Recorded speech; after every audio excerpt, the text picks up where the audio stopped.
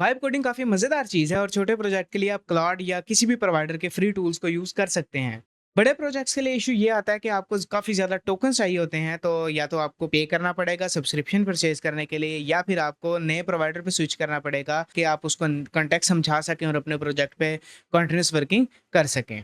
आज की वीडियो में हम इसी प्रॉब्लम को सॉल्व करेंगे with locally hosted AI. Trust me, आपको इसके लिए कोई बड़े हार्डवेयर की जरूरत नहीं है। हम छोटे से छोटे हार्डवेयर पे भी इसको रन करवाएंगे। तो देखते हैं क्या इसमें ट्रेड ऑफ होने वाले हैं, क्या स्टैक हम यूज करने वाले हैं, क्या इसमें हिडन कॉस्ट हमारी होने वाली है और किस तरह से ये चीजें काम करेंगी। सो एआई को लोकली रन करने के लिए हमें मॉडल्स की जरूरत है और मॉडल्स को रन करने के लिए एक ऐप चाहिए होगा। हम ओलामा के साथ जाएंगे और बाय द वे मैंने ये इंस्टॉल किए हुए हैं और स्टेप बाय स्टेप मैं आपको बताता हूँ किस तरह से आपने डाउनलोड करके इनको इंस्टॉल करना है। तो यहाँ पे हम सिंपली जाएंगे डाउनलोड से। जिस भी सिस्टम पे आप रन करवा रहे हैं, जैसे मैकओएस है तो आप मैक के लिए डाउनलोड करेंगे, लिनक्स है तो लिनक्स के लिए और विंडोज है तो विंडोज के लिए यहाँ से हम इसे डाउनलोड कर लेंगे। डाउनलोड करने के बाद सिंपली EXE इसको रन करवाना है और आपके पास एक ओलामा का ऐसा सेटअप आ जाएगा। तो ओलामा बेसिकली एक रनर है जो कि एआई को रन करवाएगा और बैक एंड पे हमें लार्ज लैंग्वेज मॉडल चाहिए होंगे जो हमारे बेसिक एआई के मॉडल हैं। जैसे हमारे पास क्लाउड में सोनेट या हाइकू या ओपस चलता है, तो क्लाउड बेसिकली एक ऐप है और उसके अंदर वो मॉडल्स चल रहे हैं। तो इसी तरह ओलामा एक ऐप है और इसके अंदर बैक एंड पे मॉडल्स चलेंगे। उन मॉडल्स को हम डाउनलोड करवाएंगे। मॉडल्स में आएंगे तो हमारे पास काफी सारे मॉडल्स मौजूद हैं और डिपेंडिंग ऑन योर हार्डवेयर आप इनमें से कोई भी मॉडल रन करवा सकते हैं। अब इसमें सबसे पहला जो हमारे पास है वो Qwen 3.8 है और इसी तरह आप डीप सीक वगैरह के भी मॉडल्स यहाँ से डाउनलोड करवा सकते हैं। अब इन मॉडल्स को डाउनलोड करने से पहले थोड़ी सी डिटेल है जो मैं आपको बताना चाहता हूँ। हम सबसे पहले ये चेक करेंगे कि कौन सा मॉडल हमारे सिस्टम में रन कर सकता है। बेसिकली हमारी जो VRAM है, जो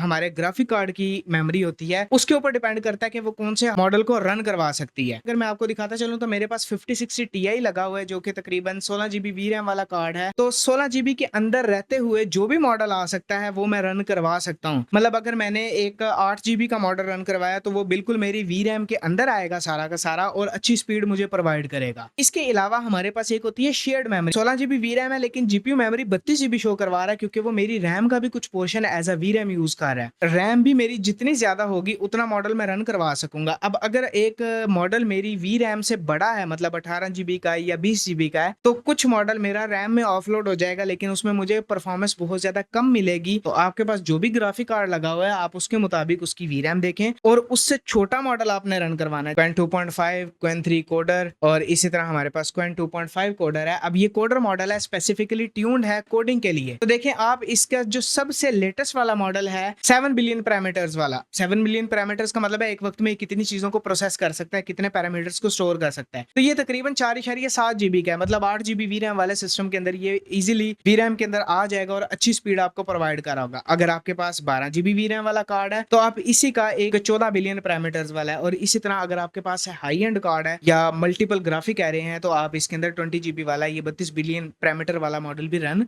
करवा सकते हैं। अगर आपके पास VRAM कम है और रैम ज्यादा है तो हम क्वांटाइजेशन वाले मॉडल भी रन करवा सकते हैं। जैसे अगर मैं आपको दिखाता चलूं तो मेरे पास यहाँ पे एक मॉडल है रॉ 007 की तरफ से Qwen 36A3B। तो ये वाला मॉडल मैं अपने स्टैक के अंदर रन कर रहा हूँ जो कि 36 बिलियन पैरामीटर वाला मॉडल है। अब वैसे तो ये काफी ज्यादा लेंथी है लेकिन इसमें एक चीज ये है कि A3B है। A3B का मतलब है एक्टिव 3 बिलियन पैरामीटर्स, मतलब एक वक्त में सिर्फ 3 बिलियन पैरामीटर एक्टिव होंगे। तो ये अगर मेरी VRAM में पूरा नहीं भी आता फिर भी मुझे स्पीड अच्छी दे रहा होगा। तो बेसिकली दो चीजें हैं, आपने सेलेक्ट करना है अपनी VRAM क्या है उसके हिसाब से मॉडल, और अगर आपको उसका क्वांटाइजेशन वाला मॉडल मिल जाता है तो आप चेक करेंगे Q4 क्वांटाइजेशन वाला मॉडल या इस तरह की A3B या कोई भी कोड ऐसा होगा साथ लगा हुआ, उसके मुताबिक आप अपने मॉडल्स को डाउनलोड करवा सकते हैं। तो हमने ये वाला मॉडल डाउनलोड करना है तो सिंपली हम इसका नाम कॉपी करेंगे और टर्मिनल हमने ओपन कर लेना है। इस टर्मिनल के अंदर हम लिखेंगे ओलामा पुल और आगे हमने मॉडल का नाम दे देना। जैसे ही हम इसको एंटर करेंगे तो ये ऑटोमेटिकली जो है वो फाइल्स को डाउनलोड कर देगा। इसी तरह अगर मैं छोटा मॉडल कोई डाउनलोड करवाना चाहूँ, लेट्स से हमारे पास ये तकरीबन 300 MB का मॉडल है तो मैंने इसका नाम कॉपी किया है Qwen 2.5 0.5। अब देखें ये पहले मैनिफेस्ट को पुल करेगा और उसके बाद इसने जो मेरा मॉडल है वो डाउनलोड करवाना शुरू कर दिया है। ओलामा लिस्ट हमारी कमांड मौजूद है, इसके जरिए हम चेक कर सकते हैं कि कौन से मॉडल्स वगैरह हमारे आ रहे हैं। तो इसके अंदर मेरे पास एक अब ये Qwen A6 है, A3B जो मेरा मेन कोडिंग मॉडल है, और इसके साथ-साथ प्लानिंग के लिए मैं यूज़ करता हूँ GPT OSS 20B। अब ये चैट GPT की तरह का मॉडल है और इसकी प्लानिंग बहुत स्ट्रॉन्ग है, और ये भी 20 बिलियन पैरामीटर्स के साथ 13 जीबी के साइज़ में आ रहा है, तो मेरी VRAM में फिट इन करने के लिए मोर देन इनफ है। इसके अलावा कोरस्टार और स्टॉल मैंने यूज़ नहीं किए। आप चाहें तो इनको यूज़ कर सकते हैं। बहुत अच्छे मॉडल हैं, किसी ने रिकमेंड किए थे, बट ज़्यादातर मैंने यूज़ नहीं किए, तो इनका कुछ कहा नहीं जा सकता। तो देखें, बेसिकली मैंने एक इसे प्रॉम्प्ट दिया है और सबसे पहले इसने मेरी VRAM के अंदर मॉडल को लोड किया है। यहाँ पे आपको नज़र आ रहा होगा, और कोशिश कीजिएगा इसको एक फास्ट डिस्क में रखिएगा, क्योंकि ये विद इन जीबीज़ हैं, तो काफ़ी जल्दी लोड होंगे अगर आप इनको SSD में रखते हैं। तो देखिए, काफ़ी अच्छी स्पीड मुझे ये दे रहा है, और मैंने इसको एक HTML फाइल बनाने के लिए दिया है। तो देखते हैं कि क्या रिज़ल्ट इसका निकल के आता है। इसने मल्टीपल फाइल्स हमें बना के दी हैं, और इसको हम इजीली रन करवा सकते हैं फाइल्स को बना के। अब ये तो हो गया सिंपल कोडिंग मेथड, जो कि हम जीपीटी से भी करवा सकते हैं, मतलब किसी से भी फाइलें जनरेट करवा के बारी-बारी फाइल्स बना सकते हैं। अगर हमने बड़ी फाइल बनानी है, या फिर ऐसा चाहते हैं कि हम एजेंटिक एआई को यूज़ करें कि हम उसे प्रॉम्प्ट दें और वो फाइलें भी खुद ही बनाए, तो उसके लिए हम इसको इंटीग्रेट करेंगे अपने वीएस कोड के अंदर।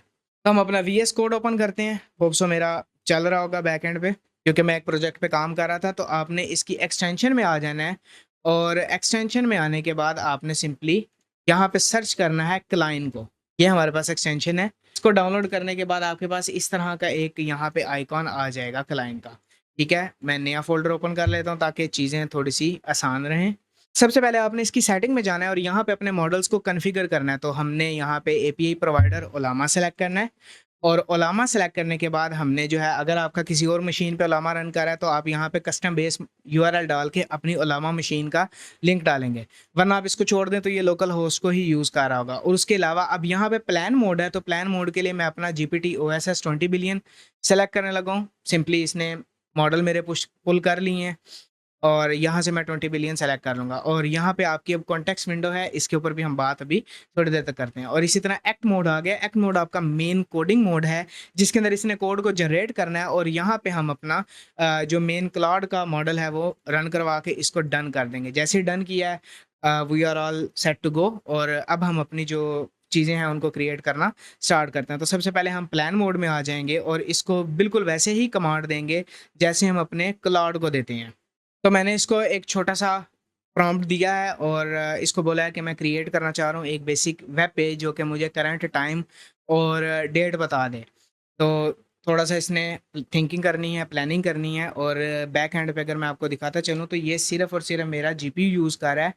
मेरा ईथरनेट सिर्फ़ मेरी वीडियो स्ट्रीम जो लाइव चल रही है, वो ले रही है। यहाँ पे देखिए, मेरा वेबकैम सिर्फ़ ले रहा है, और ओलामा कोई भी मेरा इंटरनेट वगैरह यूज़ नहीं कर रहा। तो जैसे ही ये प्लान क्रिएट कर लेगा, आपको ऑप्शन देगा यहाँ पे कि आप स्विच करें एक्ट मोड में, और हम एक्ट मोड में चले जाते हैं, और ऑटोमेटिकली इसने पिक कर लिया कि हम एक्ट मोड में आ चुके हैं, और अब बारी-बारी ये फाइल्स को क्रिएट करना भी स्टार्ट करवा देगा। और अगर मैं आपको दिखाता चलूँ, तो इसने देखिए मेरा जीपीटी वाला मॉडल अनलोड किया है, और नया मॉडल मेरा लोड करना स्टार्ट कर गया। अब देखिए, क्योंकि ये मॉडल मेरी वीरैम से बड़ा था, तो इसने कुछ मॉडल मेरा रैम के अंदर भी ऑफलोड किया है। बट स्पीड मुझे वही मेरी होगी जो 3 बिलियन पैरामीटर वाला मॉडल देगा। इसका मतलब है कि क्वांटाइजेशन अपना काम कर रही है, और मुझे कॉम्प्लेक्स मॉडल में भी वही स्पीड मिल रही है। तो देखें, जैसे ही इसने थोड़ा-सा थिंक किया है, हमारे प्लान के बारे में सोचा है, और हमारा जो कोडिंग है वो स्टार्ट कर दी, और ऑटोमेटिकली ये सारा कुछ कोड मुझे क्रिएट करके देगा ईच एंड एवरी फाइल, और स्पीड भी आपके सामने है। और इसी तरह हमारे पास, अगर हम देखते चलें, तो हमारे पास रैम हमारी up to the mark fill हो चुकी है, और यहाँ पे हमारी मतलब नॉर्मल रैम भी अच्छी खासी इस्तेमाल में आ चुकी है। देखें, इसने पहले क्रिएट किया, और उसके बाद फिर ओपन करके चेक भी किया कि क्या ये एग्जैक्टली वर्क कर रहा है या फिर नहीं, और अगर कोई मसला वगैरह भी आता है, तो ये टर्मिनल से ऑटोमेटिकली आउटपुट उठा के पेस्ट करेगा चैट में, और उसको फिक्स भी करके देगा। तो देखें, यहाँ पे मेरे पास ये मेरा प्रोजेक्ट वाली index.html फाइल है, तो इसने मुझे करंट डेट और टाइम वगैरह दे दिया है, और यहाँ पे हमें ये बता रहा है कि हमारा टास्क कंप्लीट हो चुका है, जो टास्क हमने इसको दिया था। और टर्मिनल एरर आई थिंक आया ओपन का, तो ये कमांड कॉन्फ्लिक्ट है बेसिकली। तो इस तरह से आप बड़े प्रोजेक्ट को भी सेक्शन में डिवाइड करके अपने इस एआई के ज़रिए बड़े-बड़े ऐप बना सकते हैं। जैसे मैंने अपना पोर्टफ़ोलियो डिज़ाइन किया था, अप्रॉक्सिमेटली 4 से 5 चैट्स के अंदर मेरा पूरा पोर्टफ़ोलियो बन गया था और इसने बड़े अच्छे तरीके से मुझे बना के दिया है। इसके अलावा 2-3 और ऐप्स मैंने इससे बनवाए हैं पीएचपी बेस भी और एचटीएमएल और पाइथन बेस भी, तो इसने मुझे कंप्लीटली वो बना के दिए हैं। ऑब्वियस सी बात है, थोड़ा बहुत हमें देखना पड़ता है, इधर-उधर की चीज़ें थोड़ी-सी फिक्स करनी पड़ती हैं, बट ये उस पर्सन के लिए काफ़ी अच्छा है जिसने सिर्फ़ टेस्टिंग करनी है, चीज़ों को बनाना है और बजट लो है और लो एंड हार्डवेयर पे भी वो काम करना चाहता है। अब क्योंकि मेरे पास हाई एंड जीपीयू था, तो ये मुझे इतने अच्छे रिज़ल्ट मिले हैं। आपका मॉडल हो सकता है 7 बिलियन पैरामीटर वाला हो, तो आपको हो सकता है बैच थोड़े से ज़्यादा बनाने हों, लेकिन ये है कि ये काम आपका करेगा। जब तक आप इसको इलेक्ट्रिसिटी देंगे, तब तक ये काम आपका करता रहेगा और हार्डवेयर वियर एंड टियर भी इतनी ज़्यादा नहीं होती, अगर आप उसको विद इन लिमिट्स रखते हैं तो। सो यहाँ पे हम एक और चीज़ को डिस्कस करते हैं जो कि कॉन्टेक्स्ट विंडो है। अब कॉन्टेक्स्ट विंडो जो है वो बेसिकली इस मॉडल की या एआई की मेमोरी है जो कि चीज़ों को बना रही होगी। इसके अंदर हमारे पास जो है वो ऐसी चीज़ें होंगी, जैसे मैंने एक प्रोजेक्ट पे काम किया है तो एआई ने जो कुछ भी काम किया है वो इसमें स्टोर होगा और नई चैट मैं बनाऊँगा या नया प्रोवाइडर यूज़ करूँगा तो ये कॉन्टेक्स्ट विंडो वाइप हो जाएगी और नए सिरे से बन रही होगी। इसको भी आपने ध्यान से सेट करना है क्योंकि जितनी ज़्यादा बड़ी कॉन्टेक्स्ट विंडो होगी उतना ही ज़्यादा हमारी रैम यूसेज होगी और अगर आप इसको ज़्यादा सेट कर देते हैं तो आपकी हो सकता है रैम जो है वो फिल अप होके क्रैश भी करने लग जाए या आपका मॉडल क्रैश कर जाए या फिर आपको वो रिज़ल्ट ना मिले जो आप चाह रहे हैं। ये सेक्शन उन लोगों के लिए है जिनके पास एक बेसिक सा हार्डवेयर है जिसमें इवन के जीपीयू भी नहीं लगा हुआ है या एक छोटा-सा लैपटॉप है जिसके ऊपर वो एआई को रन करवाना चाहते हैं।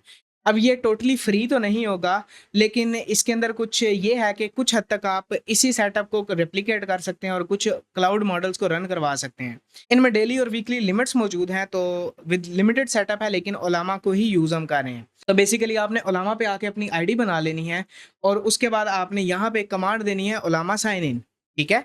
जैसे ही आप ओलामा साइन इन देंगे तो ये एक कोड आपको दे देगा जो एक की होगी जिसको आपने आके यहाँ पे लगाना है। कुछ इस तरह की मौजूद होगी तो आपने ऐड ओलामा डिवाइस की करना है, यहाँ पे रन करवा देना है और ये ऑटोमेटिकली ओलामा को आप इसके साथ इंटीग्रेट करवा देगा। जैसे ही ये काम हो जाएगा उसके बाद आपने अपने मॉडल को पुल करना है तो आपने ये मॉडल्स में आ जाना है। जैसे ही आप जैसे जीपीटी ओएसएस मॉडल है, इसका मैं 120 बिलियन पैरामीटर वाला क्लाउड मॉडल रन करवा रहा हूँ तो मैंने इसका नाम कॉपी करना है और इसको पुल कर लेना है। जैसे ही मैंने पुल किया है तो हमारे पास ओलामा के जो सेटअप है उसके अंदर ये शो हो जाएगा और इसको मैं अपने ओलामा में रन करवा सकता हूँ। इसी तरह अगर मैंने इसको रन करवाना है क्लाइंट के अंदर तो सिंपली मैं जाऊँगा एक्ट मोड में और या सॉरी प्लान मोड में जाऊँगा और प्लान मोड के अंदर मैं इसके क्लाउड मॉडल को सेलेक्ट कर लूँगा जो कि क्लाउड के इंफ्रास्ट्रक्चर को यूज़ करके मेरी जो जनरेशन वगैरह है उसको करवा रहा होगा। अब इसकी कुछ लिमिट्स मौजूद हैं, जैसे अभी मैंने सिंपल हाय का मैसेज किया तो मैं अपनी लिमिट्स को जाके देख सकता हूँ सेटिंग्स के अंदर और यहाँ पे हमारी यूसेज आ रही होगी। ये मुझे दिखा रहा है कि मैंने एक रिक्वेस्ट सिर्फ भेजी है और ये 3 दिन के अंदर रीसेट होगी जो वीकली यूसेज है और सेशन यूसेज जो हमारी है वो 4 आवर्स के अंदर होगी। तो ये भी मोर देन एनफ है as compare to paid API providers जिनके अंदर सिर्फ टोकन्स की बेस पे आपकी जो लिमिट्स है वो लगती हैं और अच्छी खासी आपको टोकन कॉस्ट पे करनी पड़ती है। तो ये थी आज की हमारी वीडियो और इंशाल्लाह नेक्स्ट वीडियो भी इसी टॉपिक पे होगी जिसमें हम क्लाउड कोड को रन करवाएँगे अपने हार्डवेयर में। So stay tuned for that. अगर वीडियो अच्छी लगी है तो लाइक कीजिए, कमेंट में अपनी फीडबैक वगैरह दीजिए, चैनल को सब्सक्राइब कीजिए और बेल आइकन को ज़रूर प्रेस कीजिएगा। मिलते हैं आपसे अगली वीडियो में। अपना बहुत सारा ख्याल रखिएगा। अल्लाह हाफ़िज़।